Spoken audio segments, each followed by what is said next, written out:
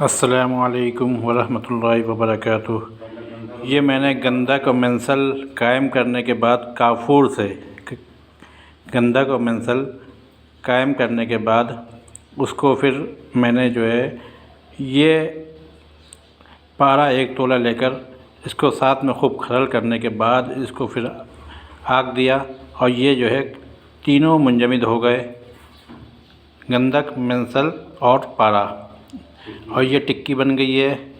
ये तीनों कायम हो गया और ये आगे भी इसकी जो है आगे भी ये और पारा भी कायम करेगा इंशाअल्लाह।